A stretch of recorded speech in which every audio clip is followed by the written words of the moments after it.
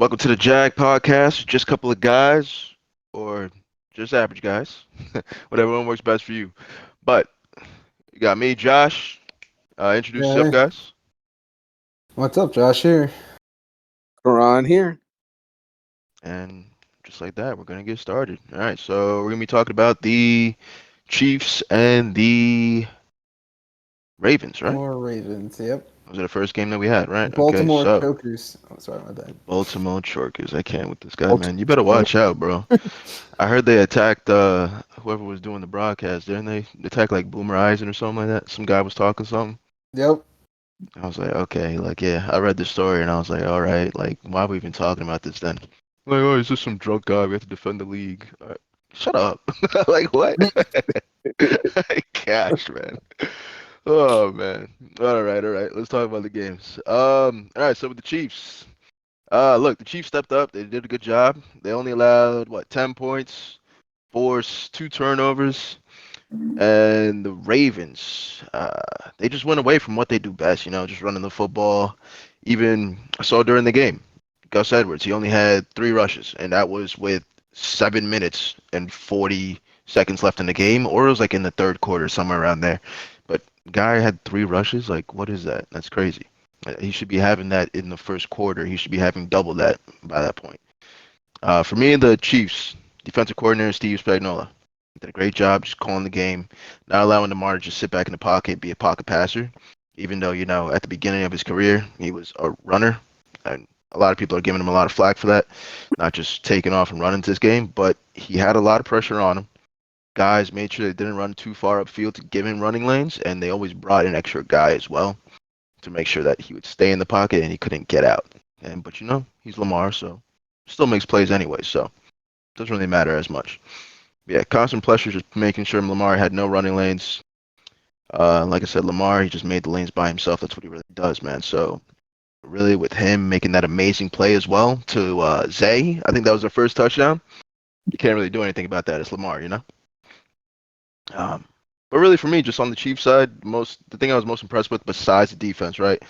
Kelsey, he caught all of his passes today. I think he went 11 for 11 on targets and receptions, and just ended off. Even though the Ravens were a hot team going into the playoffs, even I said it last week. I was like, I see the Ravens and the 49ers being the Super Bowl. And I think later in the week, I kept thinking to myself, I was like, damn, I don't know how I could vote against the Chiefs. I mean, even though they look bad, how can I go against these guys? And I literally thought it. And I was like, right before the game, I was like, all right, the Chiefs. I got to take the Chiefs because they're reigning champions and I got to take them. You got to stick with them. I mean, they're the champs for a reason. And they showed it, man. I agree with that. I would say for me, it was the Ravens got punched in the mouth early in that game and just shriveled, and then just got out of their game plan and just made crucial errors in crucial spots. Uh, was on defense. The first half, they were just getting shredded. But I do give credit to Mike McDonald going into the second half. He shut down the Chiefs' offense considerably. What I saw with the Ravens' offense that really just irritated me to my soul is Spagnuolo was calling blitzes after that touchdown drive by Lamar consistently, and they did not run a drag or a halfback screen to like alleviate the pressure off of Lamar. They just kept running these deep seam outs, deep curls, and I'm just like, what are we doing? Like, get him some quick, easy outlets. You want him to be a passer, give him the easy outlets versus a blitz, and it was just irritating to watch such a good offense for 17 weeks of the regular season just be a shell of itself. No run game, like you said, completely just dissipated from that.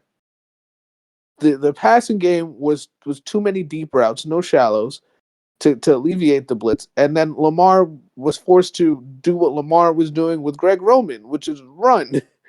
And especially for running QBs in today's age, it has to be an asset. It cannot be their main focus of who they are as a dual threat.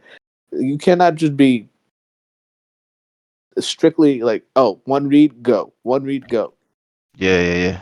Who's you're running as the asset, not the focal point, and that's what really irritated me. But props to Kyle Hamilton. That safety is a beast of a man. Tackling in space, getting crucial tackles on third downs.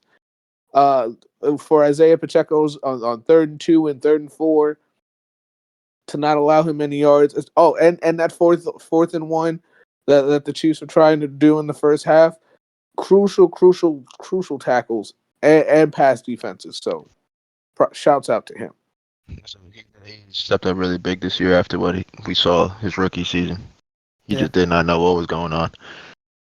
I think overall, though, for the Ravens defense, they all did a great. I mean, granted, they did a great job. Let's not try to like back out of the fact that they held Patrick Mahomes and the Chiefs offense to 17 points, and including 0 points in the second half. They got their job done. The defense did it.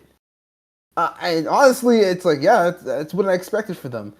I think just looking, Todd Monken, I don't know.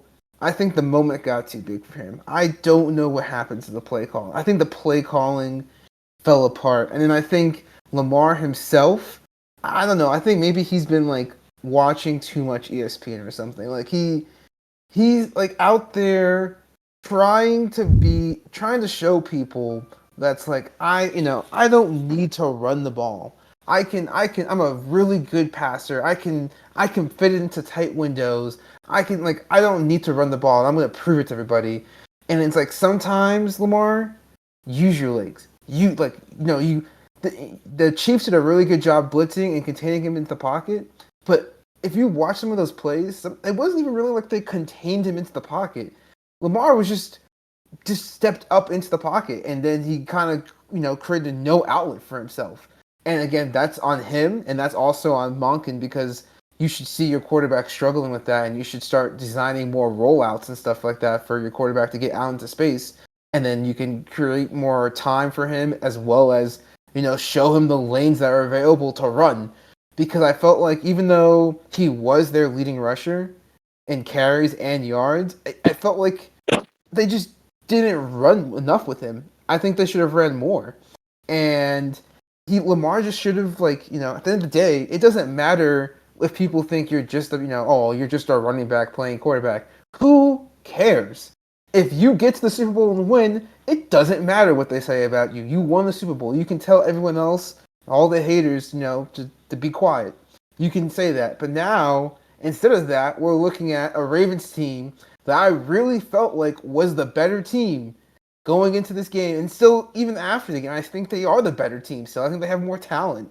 And now, but guess what? They're going home, and the Chiefs are moving on to the Super Bowl. And so I think it's going to be a hard reflection for him to look at, because this isn't the first time. Lamar Jackson's playoff career, there was a stat that came out that showed that 4 times Lamar Jackson has been in a postseason game, and 4 times has the offense averaged less points than them that they do in the regular season. And I would say, once or twice that's a problem. But for 4 for 4, 100%, nobody else as into the playoffs is at that rate. And it's, it's on the offensive coordinator, but Lamar also needs to start realizing, hey, I need to step up in these games as well. I need to, I'm Lamar Jackson. When we're down by only, 10 points, I can make this happen, but I have to make smart decisions. That means utilizing my legs when I need to, not forcing into triple coverage to try to prove someone wrong that I can throw a ball pinpoint accurate. And also, as a team as a whole, like maybe like working better as a leader because I really felt like after the Zay Flowers incident, he should have walked up to him and told his rookie to calm down because that was ridiculous. And that's they played into the Chiefs played into their heads. They got into their heads, and the Ravens really beat themselves in a lot of the situation. And that's why I still think, even like I said before, after leaving this game, I still think that the Ravens are the better team. I think they are the better team. They just beat themselves and just had a terrible day play calling and adjusting and just playing it overall. I agree with that. I think they're the better team also. They also, yes, they played themselves. That's really what they did. They had a whole bunch of penalties. I don't know what the hell was happening, but something clicked at some point. First, it was Van Noy hitting headbutting Travis Kelsey. Then it was Clowney hitting Yep. Mahomes in the head when he was Yep. in the pocket, and it just kept spiraling after that. Zay Flowers did what he did, which when I saw it, I was like, no way they got that out. I was like, oh my gosh, this guy Snead is crazy. Even I even couldn't believe before it. that, when he made the catch to Oh, get yep, them down there, yep. that was the that's just some When I like saw come it, on, I man. was like, they literally just had this big play. Now they're out of range, and I was like, watch them not score this drive. And it happened, and I was like, oh my gosh. I was like, yo, that's what happens though. And No, they scored three it, on that drive. They just didn't get seven. they No, didn't they didn't score score three. That's anything. when they fumbled at the That's when one. they fumbled. Zay Flowers Was made it? the catch. They made the first bonehead decision, and then the second was trying to reach out for the end zone, and L'Jarius Sneed just coming in and That was forcing a crazy. fumble at the one, which That was L'Jarius crazy. Sneed, good on him. He's a freaking really good corner, Big and time. Kansas City's It does, defense man. overall. Kansas City has a really good defense. Let's not Uh-huh. I don't want to be like it's all Situational defense that's taking anything predicated away from them. to stop the pass. They have a really Situationally, they are good really blitz. They have really good blitz, and they have really good in sticky coverage, where it's like we're going to press they definitely you, need and we're going to disrupt your time. What was that, Cron? with McDuffie and Snead, yeah, especially in man to man when you're blitzing as heavy as Spags does, especially in the playoffs, they really know how to disrupt your timing and stick to you and plaster. Really, they really plastered well in that game. I think they've been doing that all season. Honestly, you watch the Chiefs. People were saying that the Chiefs' defense is carrying the offense this year. I truly think it is. The defense is playing really good. Spagola is doing a really good job with it, and I think Sneed and yeah, they're all playing way above expectations. And Drew Tranquil's playing really good linebacker, and and Chris Jones is just such a disruptive force in the middle of the field. It's the defense is like I don't want to take anything away from the Chiefs. I don't want to be like, oh, the Chiefs. The Chiefs are a good team. They deserve to be in this game, and I think they'll put next week in the Super Bowl. It will be a good game, but I think overall the Ravens were a better team, Yeah, and it's on Lamar Jackson and Todd Monken of why the Ravens are not going to the next level again. yeah. I Back to believe the you're Chiefs. thinking. I would say they're playing their best offense at the best time. Because earlier in the season they weren't playing their best. Everybody was dropping passes. Everybody was out of position. You had Travis Kelsey not looking like Travis Kelsey. But as soon as the playoffs started, you saw them every game from the Dolphins to the Bills to the Ravens. They did a better offensive performance than they did the last game, and especially this one. Like we saw their final to kill the game, a deep shot to MVS. When we saw earlier this season, MVS wasn't catching anything. Yep. It falls through his hands. But for this game to ice it, that was a he made a hell of a grab. So they're playing their best offensive football at the best time. Yes. So the Chiefs just it's their championship team, man. And currently right now the Ravens are not, so that's how it ended. I think it's that attitude of been there, done that, and kudos That to moment them. wasn't too big for them. They Exactly, knew exactly and what to do. I And don't that's why think, they're here. and I think for the Ravens side, I don't know. I don't know what you're gonna. I don't know what's gonna be the. I don't Can't know what switch they're up gonna your do. game plan when what you've been doing has been working all season. It doesn't make Honestly, I sense. have a question. I have a very bold question. And go a little off topic here. Uh-huh. Does is Harbaugh on the hot seat? No, For continuously No. Again, like I said the stat before, Lamar Jackson has been in the playoffs 4 times under Harbaugh, and each of those 4 times they've had the lowest scoring offense for the whole season than their season average. This is the lowest scoring game all 4 times, and it's just like that is. I think Do you make a change to help you get over that hump? Same thing that kind of like Denver did when they fired John Fox. No. Why no? That's it. Just no. Well, No. look for me. The Ravens are based off on their defensive play anyway.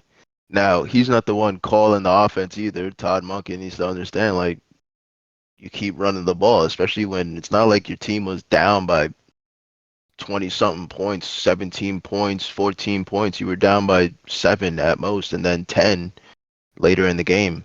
Run the ball. And I just don't see why it turned into let's let Pass, pass, Lamar drop pass. back and pass every play. And Like and it was effective. Don't forget that. It's not like Gus Brown. Gus Edwards had 3 carries for 20 yards. He was It, it yeah, effective. wasn't. Needed It for. wasn't like it was nothing. Justice Hill was catching passes out of the backfield way later in the third quarter when the whole first half they're getting blitzed. You don't have Justice Hill run out to the flat. You don't. But again, Lamar did miss some of those easy throws to the flat with Justice Hill. So it was just crazy to see them blitz that much, and for Todd Monken not to go. All right, let's try to get behind our offensive line, slow down this pass rush by running at them or running through them, and then to use a little bit of play action to alleviate some of this pressure. But no, we're just going to sit back, have six come at us every time, and not get an easy out for our quarterback. Just keep running deep, developing routes. But more yeah, experience. to clarify my earlier point on why I don't see John Harbaugh getting fired, it's hard to replicate his kind of success with the Ravens. To always have a shot to win a complicated division as the AFC North with the Bengals and Joe Burrow or Mike Tomlin and the Steelers, who defying all odds still have a winning record every season, and the Browns, who have such an outlandish defense. Hopefully, they figure out their quarterback situation. Who knows? But and a great offensive line, the Browns do. Uh, it's it's hard to find a good head coach who can fight and have a real shot at winning that division. So getting rid of John Harbaugh now would be detrimental to them. Yeah, That's why. I think it's a bad idea as well. I don't think we need to keep with this culture of we need instant success. Like no, like not everybody's gonna win the Super Bowl every How single long has year. he been? Has he been there? How long has he been there? 16 I would years. say, damn. When was the last time they won the Super Bowl? Joe 20. Flacco,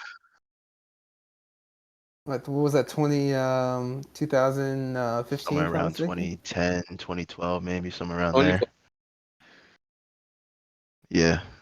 Uh, I It mean, So just I goes to don't 2012. show know. you winning So winning the 2012. Super So that's 12 Bowl. years. That's It, not instant, Josh. That's not instant. Regardless, That's but not guess quick what? you're turnarounds. you're a Guess what? perennial Who playoff else? team. Who else has won the Super Bowl in that span of time? Mahomes already got 2. Brady's got I don't know how many. I can't even count. And already half of them are taken up between those two teams right there.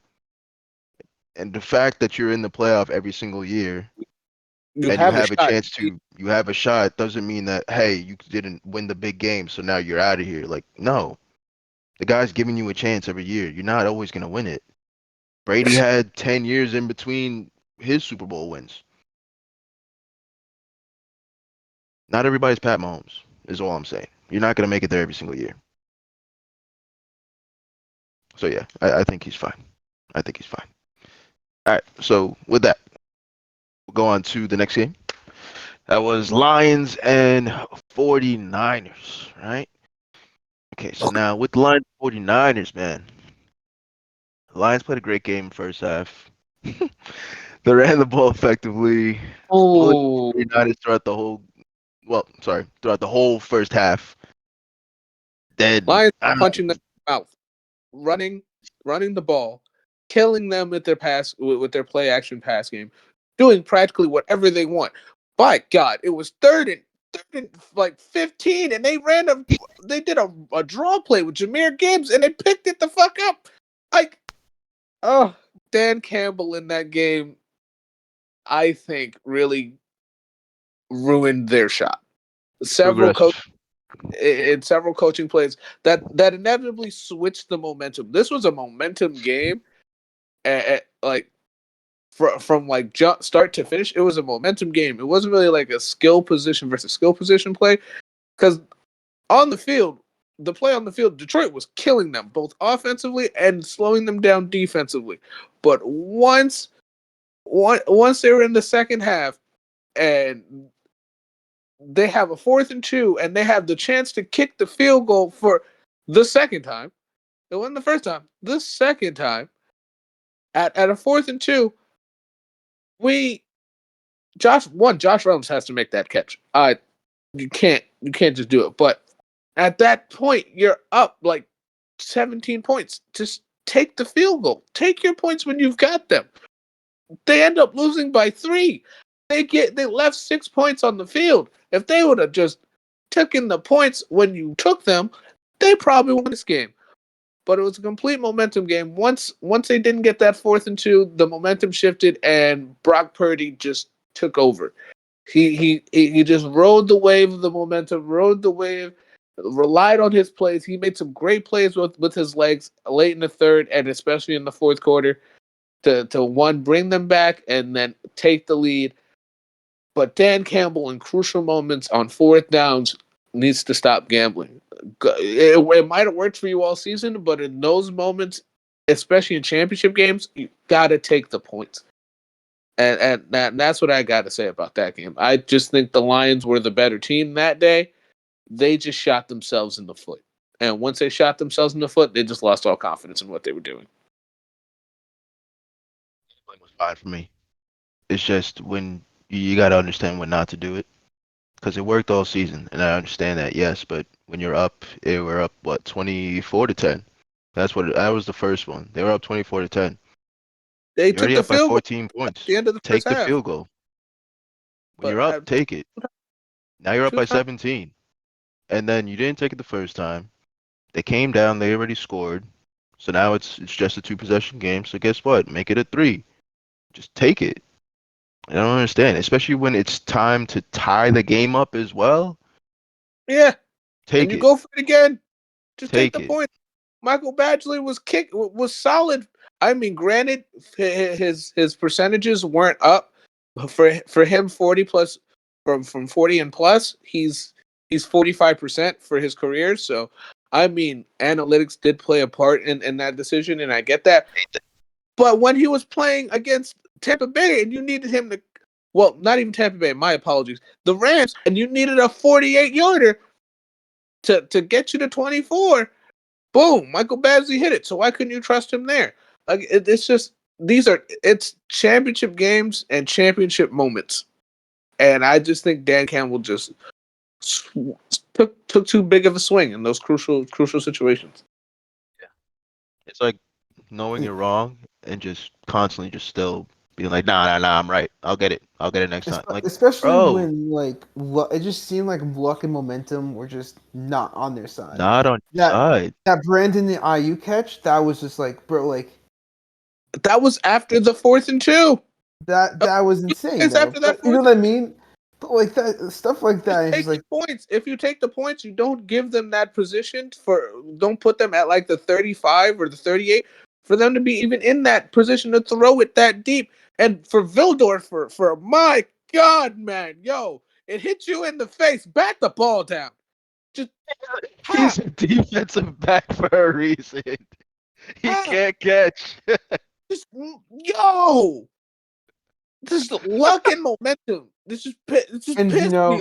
It was it like, makes me God. it's really upsetting because Jamar Gibbs had an amazing year, and it sucks that he only fumbled 2 times for the whole entire season. It sucks that he had to have that fumble in this game. Or I think he only fumbled once in the post inside the regular season. So it sucks that he had that fumble that kind of also changed a little bit of momentum in the game as That pissed me well. off too, because I was 4 yards off a parlay for him.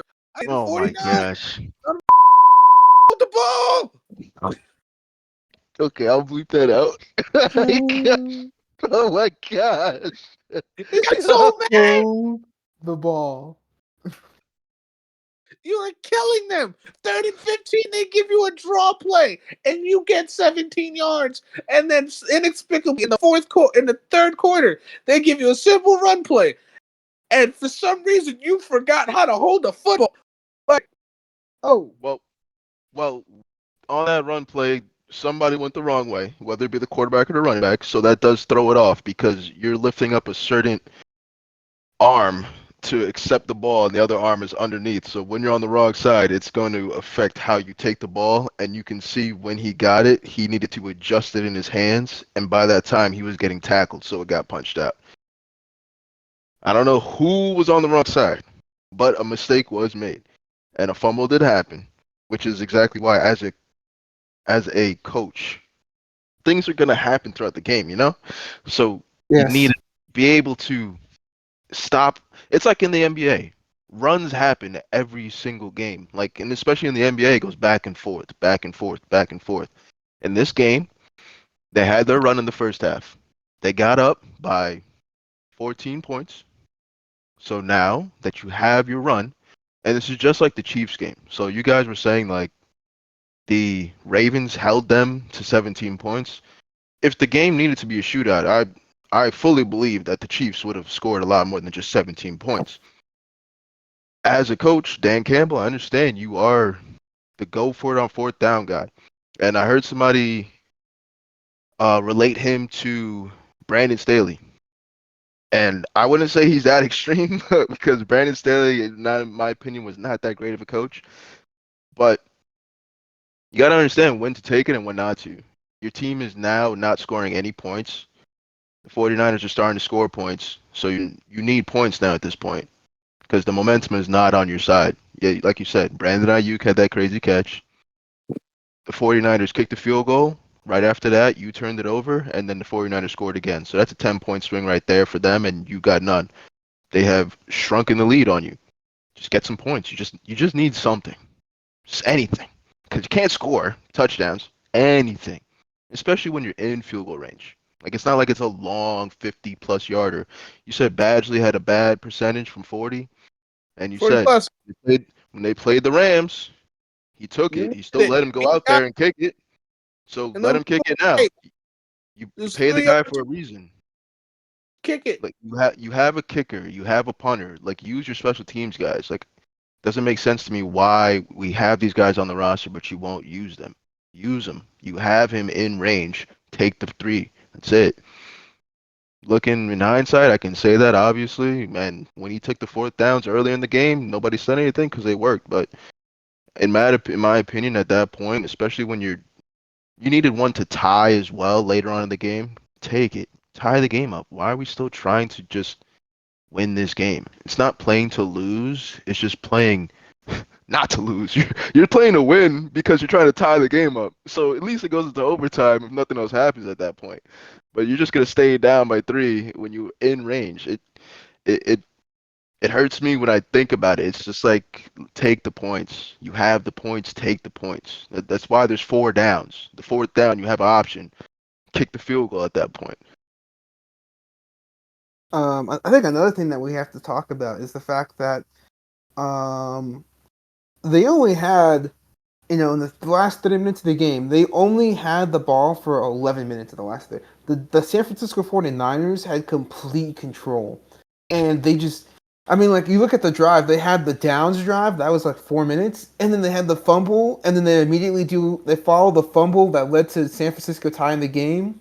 And then, they have a chance to maybe do something, and they do three now. They go three now and Yeah. take off less than a minute off the clock. Like, you, when you have momentum shifts like that you just have to be better situationally, and they Yeah. just weren't. And you're right. I think at the end of the day, it's going to go on the coaching staff. I am interested that it is interesting that Ben Johnson is coming back. I think that's Like what? admirable. Okay. Probably wants I'm to like finish the job. man right Finish the now. job. Yeah. Well, Um, Unlike other certain offensive coordinators, I'm happy that he's willing to finish the job with his team and he understands the importance of that. So that admirable of him. Tampa Bay's not winning a Super Bowl anytime soon, so it's all right. Dave could leave. I didn't say any names. I just said it's Uh, I'm admirable of saying, him. I'm saying the name Dave Canales. We don't have to get into that this week. We won't. We can do it another time. We will thank do you it for another your whole time. entire offensive system, though. I appreciate it. Panthers still aren't doing anything, but it's okay. I'm so happy you're The excited Patriots about was for the a next team that scored 9 10. points against you guys.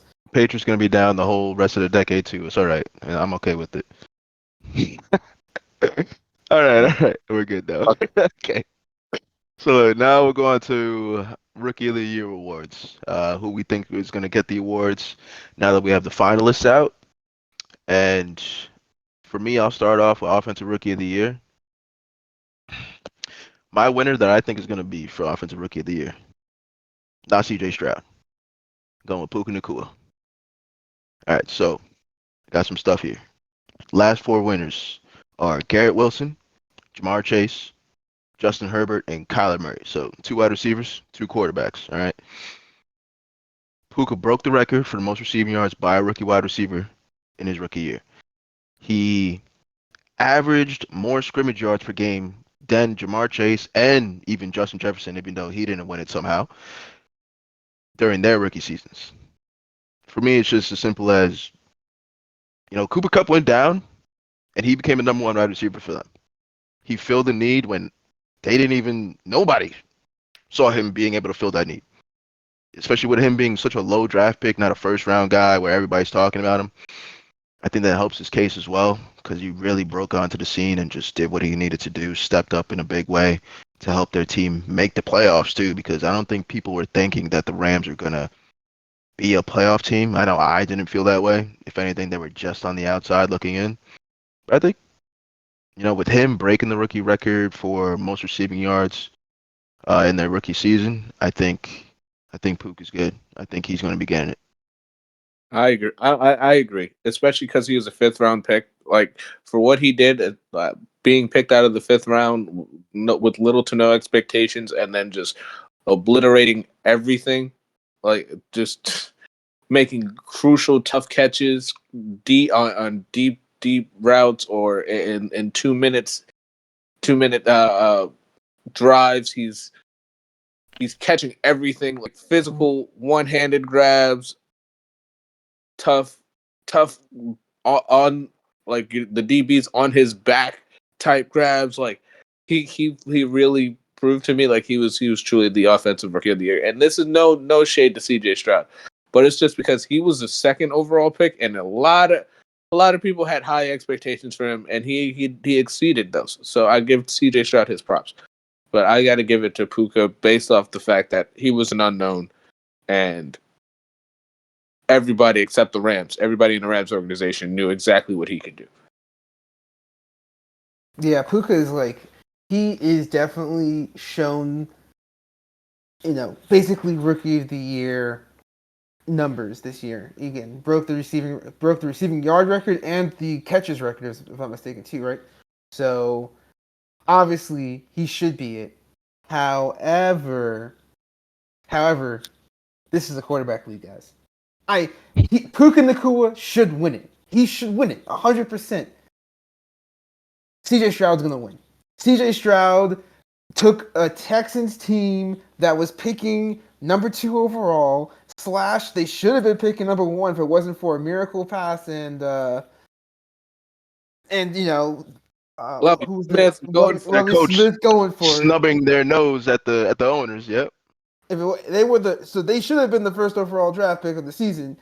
So if it was, and to turn something like that into a team that not only went to the playoffs but won a playoff game. won 2 playoff games if you want to be really truthful about it. Yeah, Because against the Colts. last Yeah, that last game was basically a playoff game. There's just no doubt in my mind that CJ is going to win this, and I do think in a way CJ does deserve it as well. He's shown. I mean, he had an amazing rookie season for a quarterback. He looked poised out there. You know, a lot of teams wish they would have a CJ Stroud right now. I can only think of like a couple of teams I can think of off the top of my head. Maybe like San Francisco and Kansas City, but maybe only a couple other teams where I'm like, oh, that team would keep their guy over CJ Stroud because I think majority of the teams in this league would rather have a CJ Stroud. He looked really good. He led a couple. He led not just one. I believe he led like 3 or 4 comeback drives on the season. I think it was I 4. mean, it was 4, yeah. And I mean, up until like week set, was it week? Maybe it was like week 10 or 11. He was actually in the conversation for MVP, a legitimate MVP candidate. So I just don't see how there's not a way that this guy's winning offensive rookie in a quarterback-driven league. We already see an MVP. We're gonna see it here too. Even though Nakua broke the rookie records and everything, CJ Stroud was him this year, and he's gonna win it.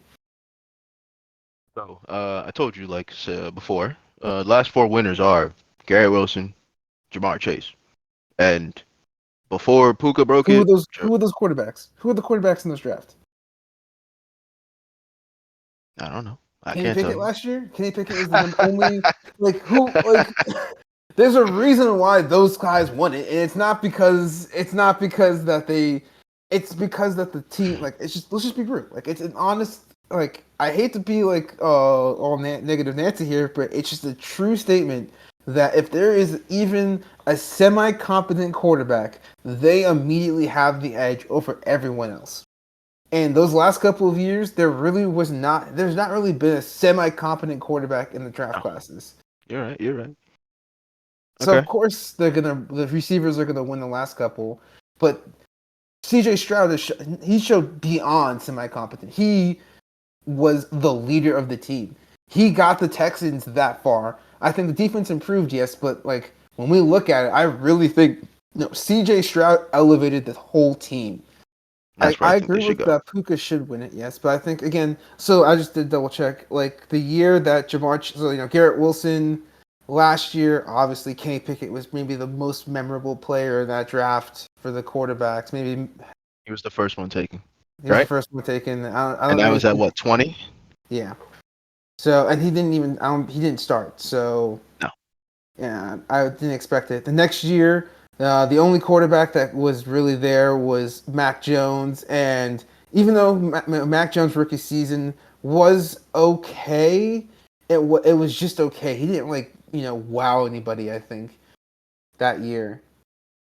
And then, other than that, the next rookie of the year that's not a quarterback, it goes back down to where Saquon and Baker Mayfield played.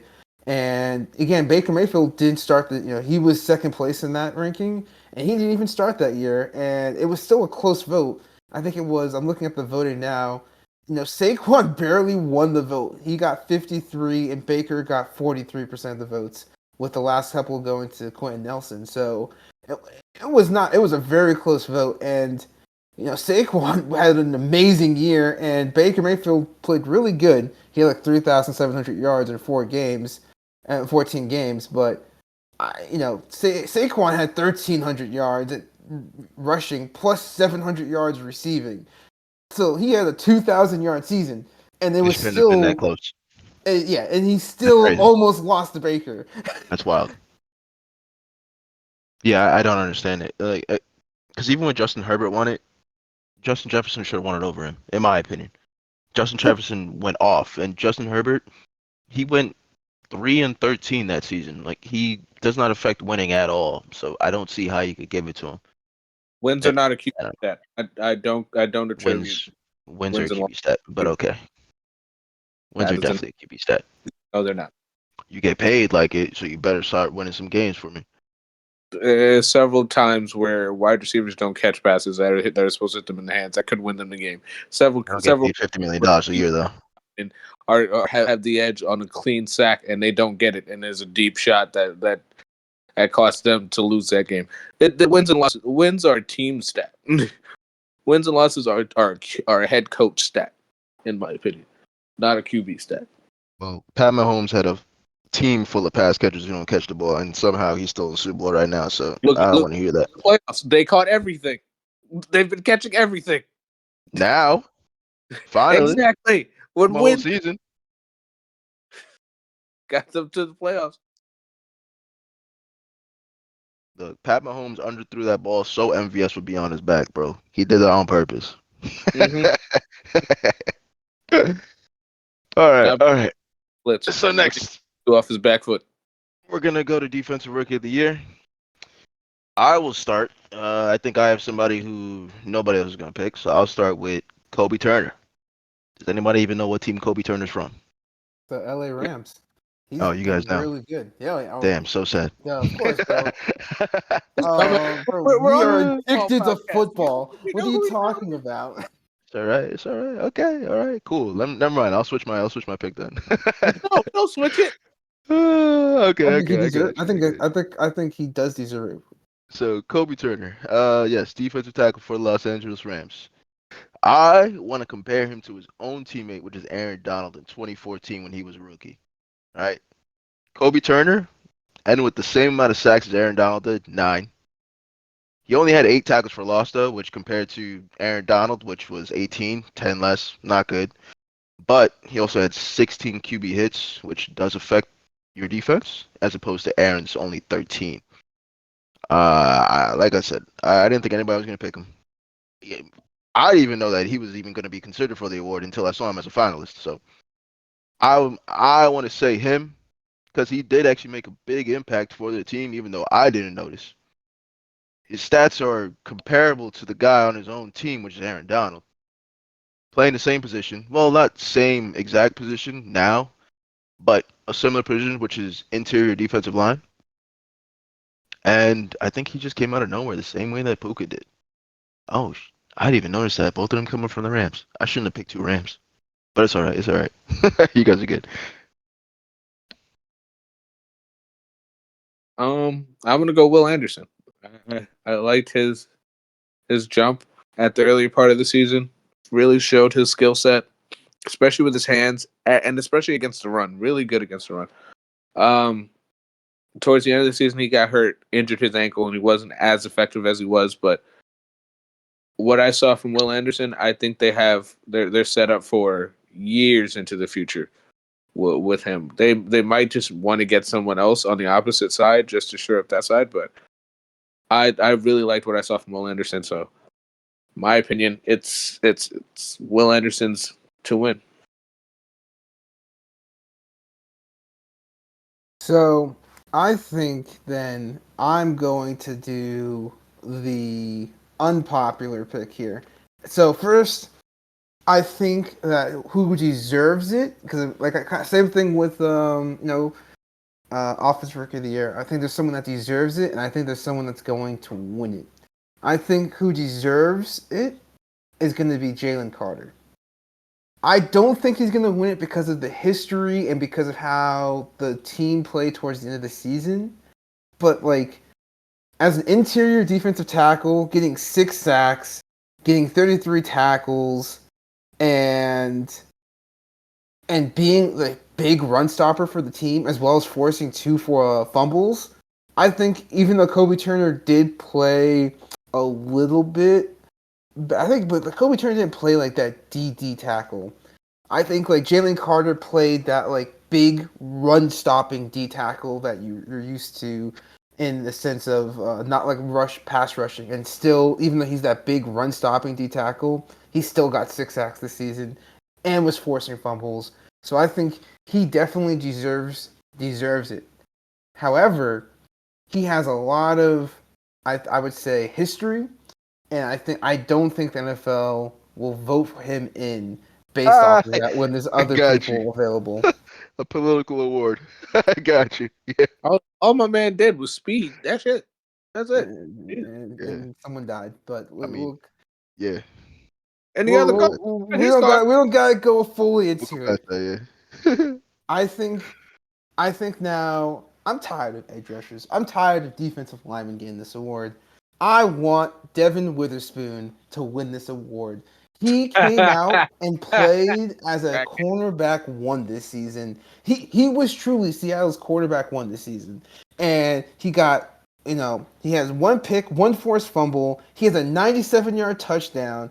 He has To the 16 house. pass deflections. Hmm. Against the Giants. Let's be real. It's the Giants. It doesn't matter. He still took it to the And house. as a It's corner, had 80 tackles this season, all being the number one like rookie, being the number one person on the team, and basically having to go against number one wide receivers against teams like the 49ers and the Cowboys who have Micah Parsons. And so when you look at that resume, I'm like, damn, he had a really good year. I really think he could potentially win it.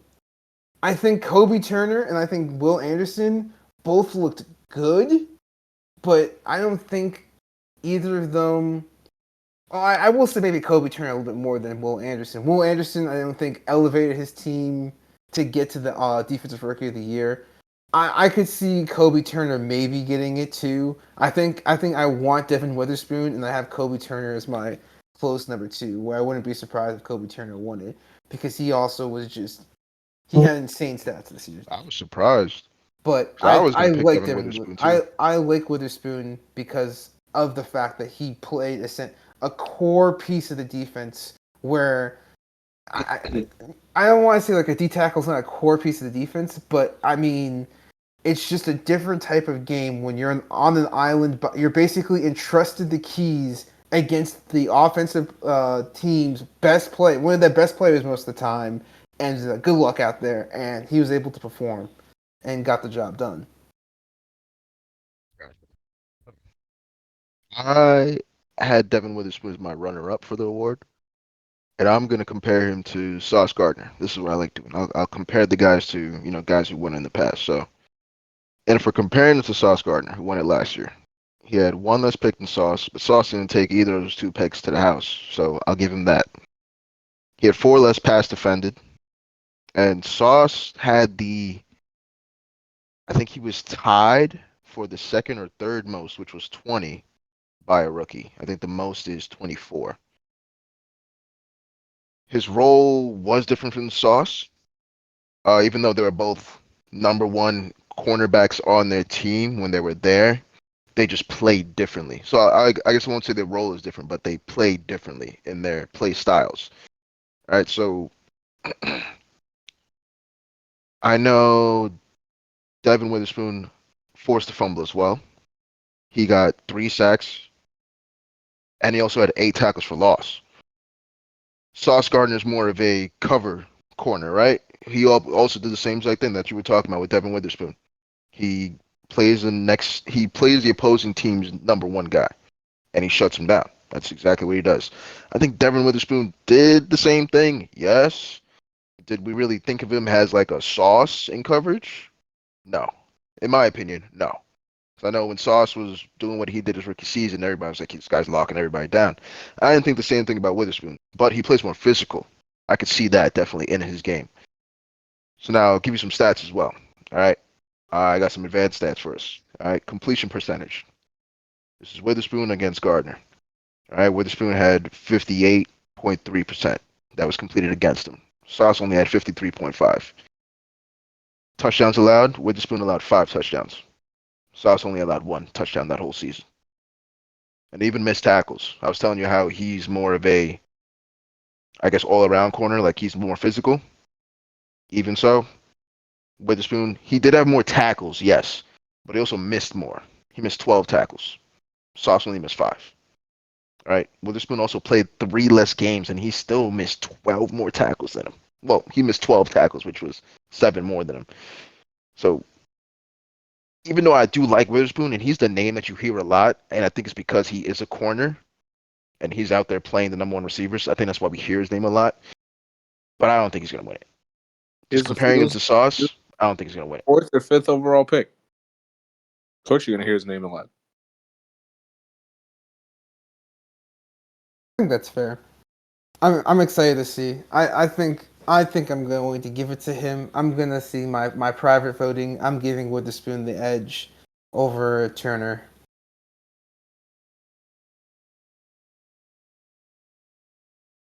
I mean, we'll see. Do we know when they do that? Is that at the NFL Thursday, awards? yeah, or next Thursday, next Friday. Okay, gotcha. All right, so we'll see it then. All right. After We'll that, have to we'll we're have to vote next week on Coach of the Year and Comeback Play of the Year. All right. Okay, so next, what we have is, I mean, Josh, you could bring it up since it's the topic that you want to talk about, and you could phrase it the way you want to. So we could talk about. We're going to talk about like draft positional value versus in-season value and long-term franchise value. And what kind of spurred this on was looking at the Detroit Lions and seeing, wow, I was like, wow, I think their rookie class, before the season began, everyone rated them. I think the average team analyst had them rated. I think it's like a C as their draft Yeah. grade. So everyone thought that they would bust, and it was like, yep, this is Detroit wasted their picks this year, and I think for the season they showed their top four picks are all studs. Laporta, Branch, um, Gibbs, and Campbell, all of them played significant roles in this deep playoff run for the Detroit Lions. And I think a lot of analysts are taking that back and saying, well, actually, you know what? We're going to give the Detroit Lions an A rank for their class. And what I think is that I think the analysts had it right the first time.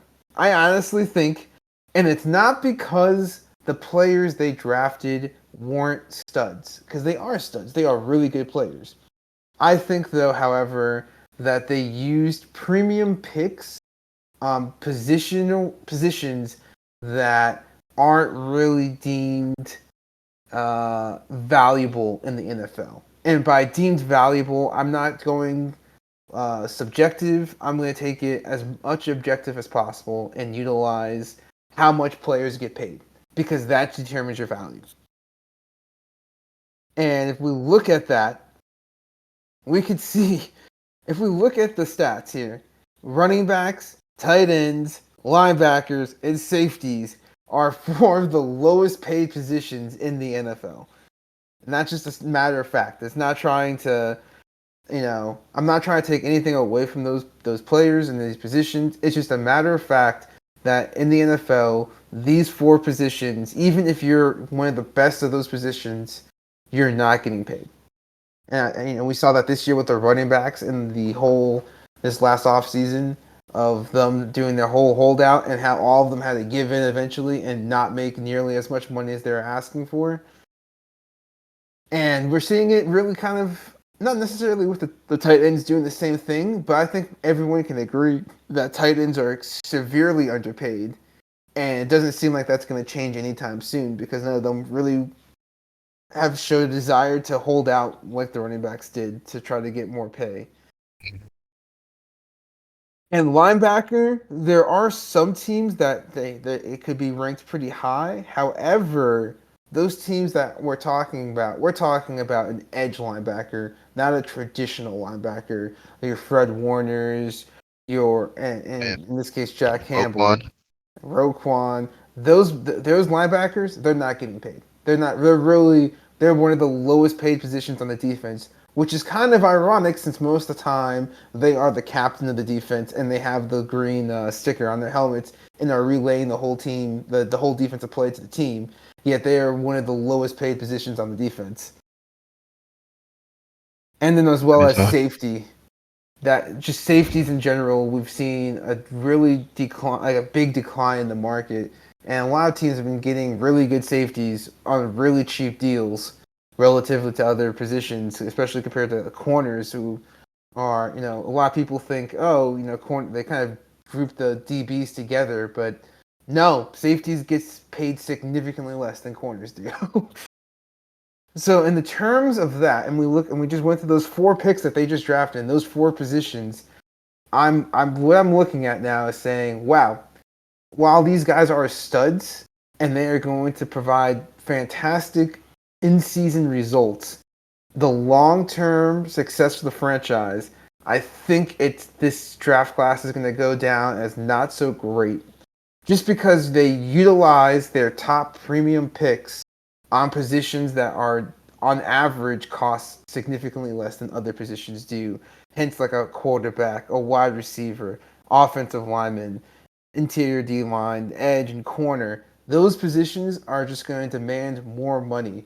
And I think we even saw it so far this year with their cornerback play. Their corners are atrocious.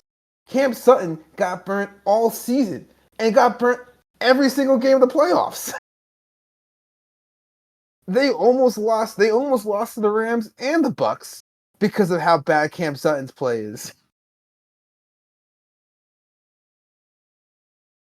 So I think in the long run, these positions that they took with their premium picks is going to hurt the team because now next year they're not going to get these premium picks. They're not going to have these premium picks for a while because the players they did draft are good, and that it's going to make sure their draft position is much higher, and they're not going to be able to get as good of a talent unless, of course, they stumble upon a gem. It's not going to be as much of sure thing. It's going to be much more of a you trust your GM, which Brad Holmes has shown that he's a good GM in evaluating talent, but I haven't seen him evaluate new wide receivers, new corners. I've truly an edge rusher. I mean, yes, he drafted Aiden Hutchinson, but that was a surefire pick. It was he He just fell to picked you that at number too. two. Yeah. Yeah. It's not much of an evaluation need to be done there. It's oh wow, this guy fell to me at number 2. I'm of course going to take him.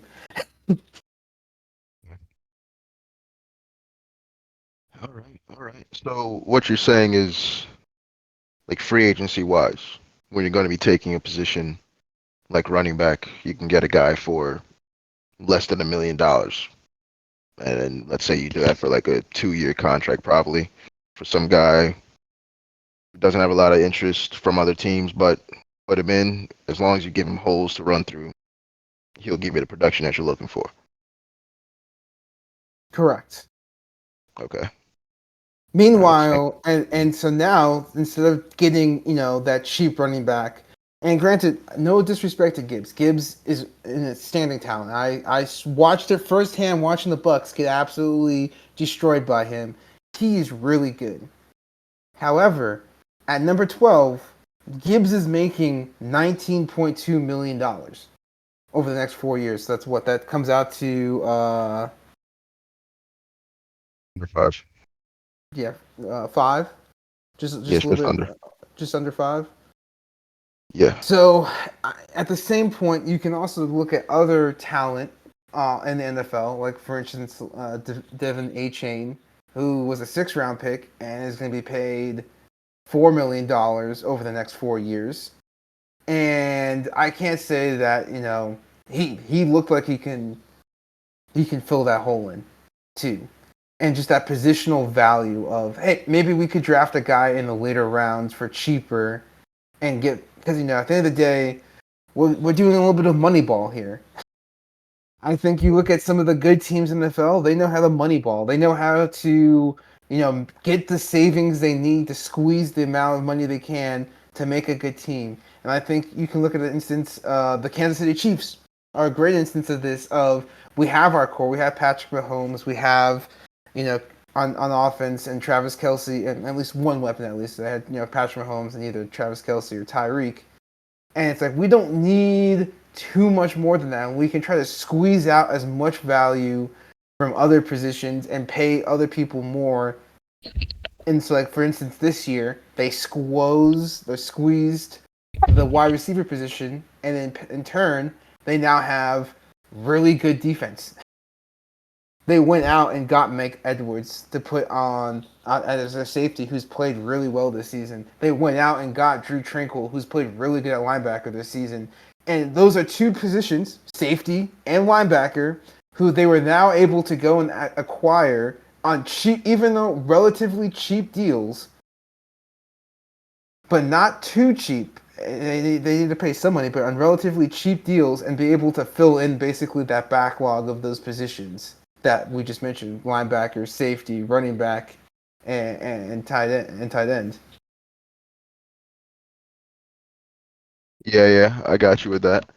Um, I also see it as like, I mean, I'm being like specific with the Chiefs now. You went out, you got these other guys, and yet when you had Chris Jones here holding out, you decide that you don't want to give him a contract, but that's a whole different discussion. I can see where you're coming from with what A Chain as opposed to Gibbs, right? So even with A Chain, there's a reason why he fell so low because he had concerns already coming into the draft. A Chain also, now we can't predict this. A Chain also got hurt. Jameer Gibbs stayed healthy throughout the whole season. So in my opinion, Gibbs deserved to get what he got. He was placed where he was. They drafted a guy who they needed. I don't think people expected him to take Jameer Gibbs where they took him, but they took him and he ended up working out for them. I see it as they took what they needed to get. They took what positions they wanted to get. They got David Montgomery as well, but I think they wanted two backs, so they decided to go with a running back in the first round. And they got the guy they wanted, and he works out extremely well. And if I had to take a choice whether I was gonna take A Chain or Jameer Gibbs, I would take Jameer Gibbs. Okay, but that's not a fair evaluation. I think a better evaluation would be: would you rather have, like, let's say, Gibbs and some 6 round pick that may not even be on your team come the beginning of the season, or would you rather have who was pick number 13 this year? Let's see, I forgot. I'm forgetting. You got it. Um, Yes, and A Chain is making just over 1 mil a year, while Jameer Gibbs is just making over four. So that's a $3 million difference.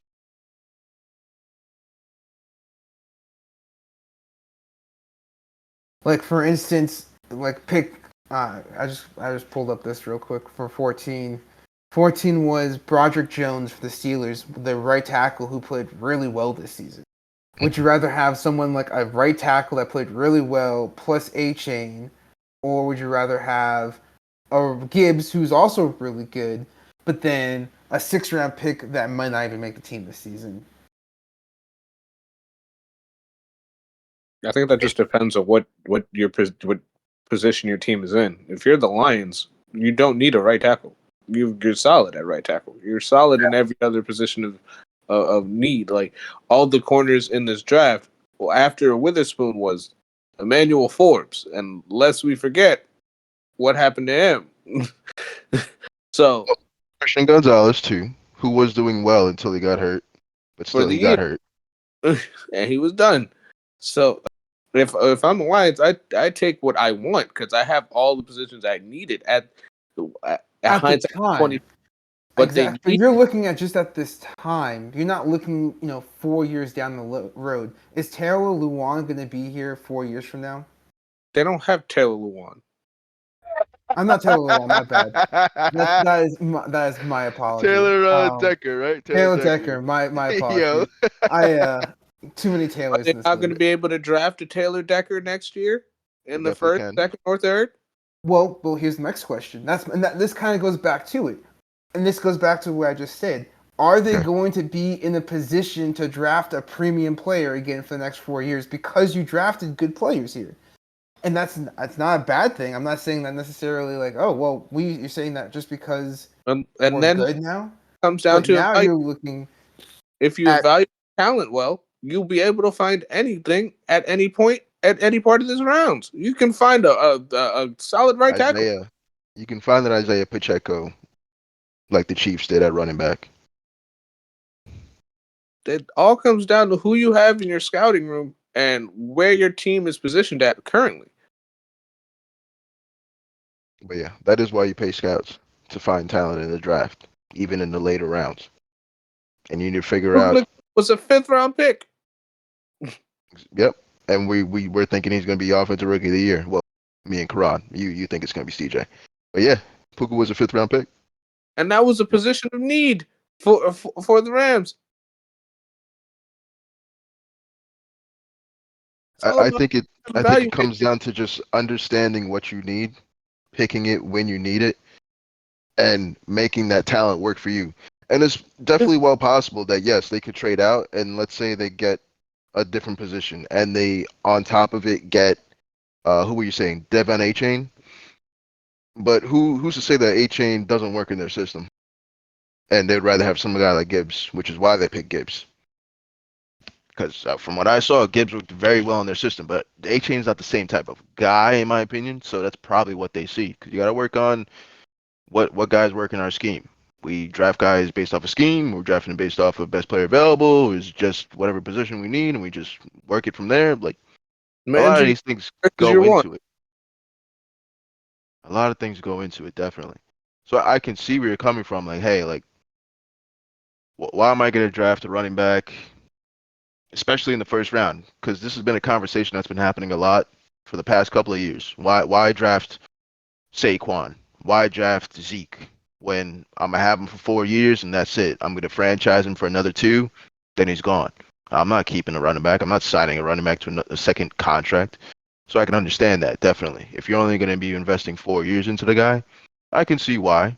You say, nah, I'm not gonna draft him that high because the value in it is not high value. When I can get an offensive lineman, I can get a quarterback, I can get a edge rusher who I'm gonna draft him now, and in 4 years, if I like his production, great. I will re-sign you. You come back for a second contract, and if you're even lucky enough, a third contract.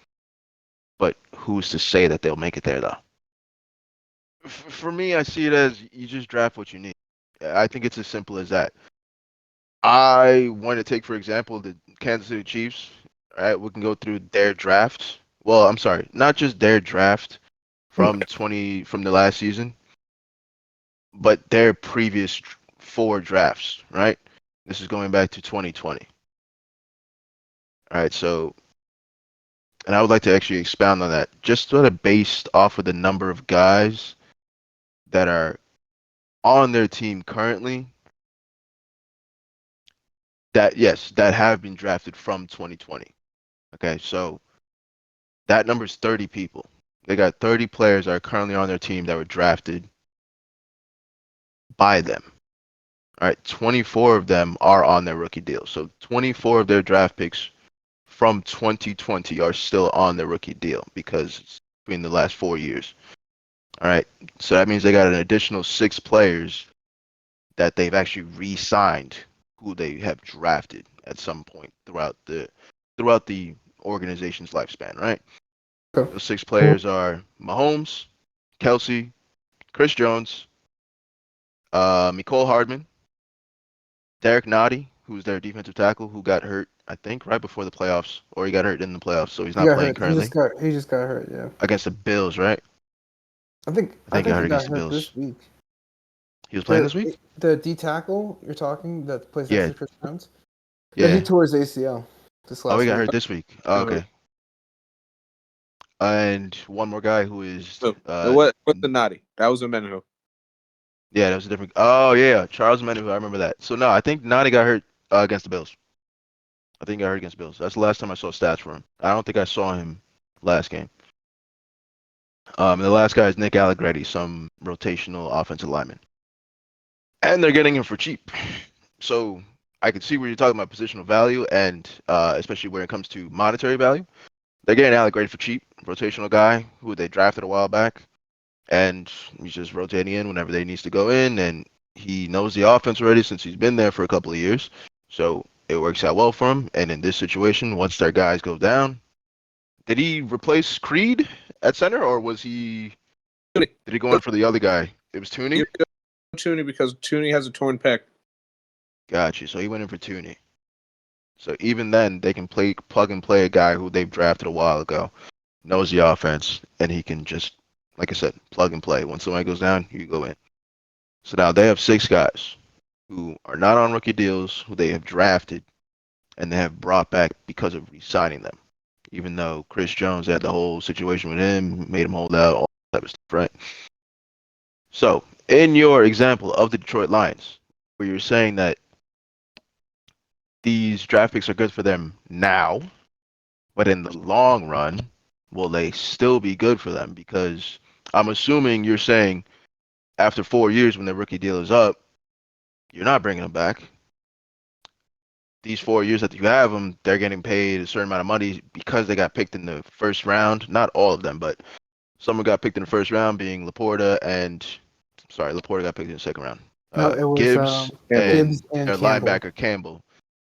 They're going to be getting paid more, possibly, than another guy that you could just get in free agency, especially since they're not at a high value, quote unquote, high value position because of how much they actually get paid in the open market. I can also say you go out in the open market, you try to get a guy for $4 million like Jameer Gibbs is, and you're not going to get the same type of value. Karan, who did you guys traded for, or you signed? You guys traded for Miles Sanders, right? No, who signed it? They signed him. All right, so you That's signed an Miles Sanders, extreme case, though. but that's what they ended up doing, and that's what you can get. And Miles Sanders got signed for 4 mil a year, right? Six 7. It's mil. about the same amount, Oh, 7. 7. So you paid 7 mil a year for a guy who did not work Listen, out for you. you cannot relate anything that I can David relate Tepper that to did him. to the Panthers team to how the Regardless, that's NFL what team should be happens though. run. But the Lions were literally just in the same exact position that okay, sorry. They were not, but they had about Yeah, they had about the same record. Okay, I'll say that. Okay, the same record. I'm Okay. not gonna say that. Yeah, Yeah, they were in the same position yeah, because it yeah. obviously was not. It, Don't be but giving this man fake dreams, bro. I know. Yes, they records wise.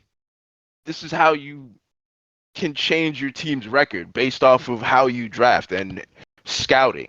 You have to know who you want, what your team needs, and be able to find that value in the draft. So you can go out and sign these other running backs who are later into their years. And we always talk about how running backs, after what they hit 28, after they hit 28, like they're only going to be declining from there, or they hit a certain amount of carries, they're only declining from there. So I think it is still good for you to draft a running back, maybe not in the first round or even as high as the Lions did, but they got a guy in Jameer Gibbs who helped them make it to the playoffs, make it to the championship round as far as they did. So can I really say that the pick was bad? I don't know how it's going to pan out in the long term. And with the examples I was just giving, let's say with your running back, you're not going to resign him because everybody says don't resign running backs. And I know, for example, a team that did that was the Saints, and Saints aren't going anywhere. They can try as much as they want to restructure deals and have all these phantom years and all that. They're not going anywhere, and they have Alvin Kamara for what? Alvin Kamara is just there to do nothing because you don't have a quarterback who's competent enough, and your offensive line is all right, but your team as a total is not good enough to win a championship. So even though it's only a 4 year contract for a rookie and you don't know whether or not you're going to be resigning him because really we don't know what's going to happen in these 4 years, you can have a situation like Ryan Shazier Yeah, wait a where the second. I wanted to. I can't continue this conversation, but then I was like looking at something real quick, and you just made me think. I was like, we have to have a whole conversation about the Saints one day, just because highest paid running back, highest paid tight end, highest paid offensive line, with two of their guys having season-ending, no, career-ending injuries, and a quarterback that can't throw the ball deep. write that down because I'm kind of going through my spiel right now. Yeah, my bad. Keep going. No, you're good. You're good. That's All fine. right. You just mentioned it. Look, and to just continue my example of the Chiefs, they did a good job drafting, which is why they're in this position right now, right? They, like I said, they only have 6 guys on their team still after 2019, which is the year that they went to the Super Bowl and won. After that, all their rookie guys are gone coming to this season. None of those guys are on rookie deals still because it's more than 4 years down the line. All right, so they had to recycle through all these guys that they have drafted that are on rookie deals, 24 of them. They're all here after their Super Bowl run already. Well, their last one where they won the Super Bowl. So I'm not saying that they're going to win, but if they do end up winning, they won it with a different cast of players. Obviously, not the whole team, but it's about half. 24, you get what 50 guys dress for each game. So for the most part, yes, all their players are going to be drafted players. Half of them will be, and you're going to have to keep recycling. Okay, it's just over and over again. So even though the Lions had these guys drafted, and like you said, premium positions, right? The Chiefs' highest draft pick out of the guys that are still on their team. Patrick Mahomes at pick 10. After that is Trent McDuffie at pick 21. And then after that is George Karlaftis at pick 30. And that running back that they don't use anymore, but we've been seeing a lot more lately, which is concerning, Clyde Edwards-Helaire. And that's at pick 32. Guys like Chris Jones. He was in the second round, pick 37. Nick Bolton, second round, pick 58. Willie Gay, who didn't play, was second round, pick 63. Travis Kelce, third round, pick 63 as well. Because of teams forfeiting their picks throughout that year. So same pick but different round. L'Jarius Sneed, even guy who popped the ball out, saved them a touchdown against the Ravens. Fourth round, pick 138. And Isaiah Pacheco, the last guy, he's round 7, pick 251. And So it it's more. goes to I what see you're what you're saying. It's like Yes. in this case, it's more about talent evaluation. Yes. Talent evaluation. Because you're gonna need to recycle every 4 years. You have to recycle because you can't keep paying everybody. It's just not how the league is anymore. You can't pay everybody because your quarterback's gonna take up $50 million out of your cap space, and then they could barely pay Chris Jones. Which I don't understand how they have no money for him, but they barely pay Chris Jones, and after that, like you said, Travis Kelce, that's it, and he's in a position where they don't really get paid as much. And those are their 3 top guys. That's it. Quarterback, tight end, and interior defensive line. After that, the wide receivers are sorry. After that, the wide receivers are bad. They got a good running back, which is a great value in Isaiah Pacheco, 7th round pick. Even Trey Smith, I didn't bring him up, but he's one of their guards. He got picked in the 6th round. You're getting great value. As long as you can keep doing that, then you're good. But once again, you have to do that, which is why it's a whole organizational thing where you got to have scouts who scout guys, pick the right guys for the offense, for the defense. Head coach needs to know how to coach them up. Positional coaches need to know how to coach them up as well, and then you get it elevated, things like that. When you play well at a position, your positional coach gets the credit for that, right? So he keeps going up. So you got to start from the top, GM all the way down. If you don't pick good players, your coach can't coach good players because coach doesn't have good players. Coach got to coach harder, scheme better, and then players got to play better based off of what their role is. And if they're overachieving, sooner or later, when they go to a team and get paid, if they're not on the right scheme, it's not gonna work out. I think mean, that's fair. so Yeah. yeah. Just for your, I guess, point that you're trying to make, where it's, sure, the Lions are good this year, but how are they gonna be next year? I mean, we don't really know where anybody's gonna be next year. Besides the Chiefs. Because they got Pat Mahomes. So that's the only place where I can say to you, I got you. I understand you. When you get the quarterback right, then you're good. Everybody else falls in line. So I can see, yes, which is what we True. talked about before. Like Look at the Chargers. quarterbacks, you shouldn't be getting quarterbacks, yes. Even though we see that they're not generational talents, we're still going to try to pick a quarterback at the top position because we need a quarterback. That's the most important position because he touches the ball every single offensive play. And when you get the right one, then it works out. Yeah. So next week we're going to talk about NFL Coach of the Year, as well as we'll talk about Comeback Player of the Year. On that one, I think. By the way, just to kind of give you this prerequisite for this, I think Damar Hamlin's going to win, but I would like to see what you guys would put as your Comeback Player of the Year if it wasn't for him. Oh, it's DeMar Hamlin. I know. I'm not. I know. Come up That's with what I somebody else, just said. definitely. I don't think it should be him. I would like you guys to just tell me like just say like who you think deserves it I think from DeMar this Hamlin season. deserves it. That's why I said. Yeah, Fine. I we'll understand he talk about died on that the next week. field. Okay, yeah, I'll talk about this next week. We'll talk Okay, about that Mister next week. One Tackle played in 2 games this year. All Yo, the right, guy died last year, bro. Give him a break, man. nothing wrong with that. I'm not gonna no disrespect there. Yeah, Damar Hamlin, you did great, man. I'm not gonna lie, you did great. All right, He so died on that's He the another did great by episode with living. us. All right, that's what we had to talk about this week, and that's what we'll be talking about next week. Okay, a little bit of Coach of the Year and Comeback Player of the Year. Probably add in a couple more topics. All right, but that's it for us on the Jag Podcast. Just a couple of guys, or just average guys. We'll figure it out. Who knows? You could tell us. Peace. That's all we got for you. Drop mic. Peace. You.